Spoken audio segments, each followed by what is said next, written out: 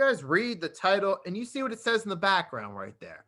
You can't read that. That's from 8-2 to 15-14, unstable mess. And that perfectly describes the Philadelphia 76ers.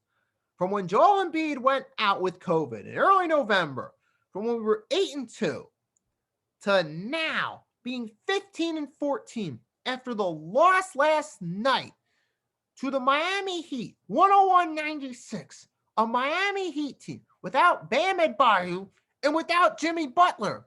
So we lost to a team without its two best players. Are you kidding me? We really lost to the Miami Heat without their two best players. So you mean to tell me all that COVID destroyed the chemistry of this team? Because we know Tobias was out too. But numerous guys were out with COVID. It really took that to destroy the chemistry? Really? Even with Embiid coming back and trying to play his best, the chemistry of this team is shot. Absolutely shot. And not to mention, we had the embarrassing loss, 126-91 to the Grizzlies without their best player, John Morant. Both in the same week. And now tonight we got to play the Nets at the Barclays Center. We'll see how that one goes.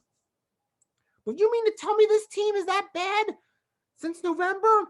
You mean to tell me they're that unstable and they look like that much of a mess where they're closer to starting over from scratch than actually competing for a championship? You mean to tell me the Sixers are that big of a mess? And there's one thing that I noticed has become a problem with the Sixers. Coaching. Mr. Glenn Doc Rivers himself. The same guy Sixers fans were praising last year. Remember when we were the number one seed in the Eastern Conference, we thought Doc Rivers was the solution? He was the one who was going to get us over the hump. Well, how's that going this year? I don't want to hear the excuse that we lost some guys due to COVID. It takes time for people to bounce back from COVID. I don't want to hear that because we still got most of our guys on the court currently. They're back and we're still looking this unstable. If Doc Rivers was as good of a coach as advertised, we'd be playing better than we are right now, especially against a Miami Heat team without its two best players. And you know what? Let's face it. Doc Rivers is an overrated coach. Let's face it. Because we look throughout his coaching career. Let's do a little history and a background check on Doc Rivers, so to say. A little background lesson. So Doc Rivers was the head coach in the Orlando Magic, right? Okay, 3 straight seasons they made the playoffs, eliminated in the opening round. Tracy McGrady was the main player on their team. That included in 2003 a blown 3-1 lead in the opening round against the Detroit Pistons. But all Mr. Doc Rivers did was rally that team to win just one game. And they could have won that series and moved on to the second round. What happened after that? Later that year, they started off 1-10. Rivers was fired. Came the coach of the Boston Celtics.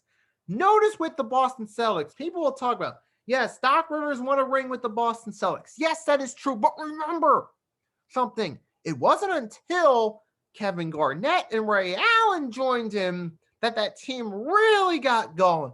And then they won their championship. And then they made it back to the finals in 2010. It wasn't until those guys joined that they got hot as a team. Remember that. Oh, yeah, and let's now look at the Clippers. Throughout Moses' run with the Clippers, he was carried by talent. Blake Griffin, CP3, early on. I mean, you then remember, even that final year he was with the Clippers when he had both Paul George and Kawhi Leonard. They were up 3-1 against the Nuggets, and they blow it in the second round. And that's a reflection on Doc Rivers as a coach. There's 2 major blown leads in his coaching career.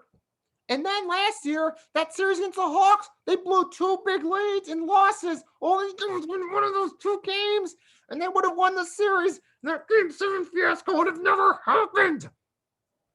But if Doc Rivers was truly as good of a coach as he's supposedly supposed to be, the Celtics probably could have won a second championship with that talent, late 2000s, early 2010s.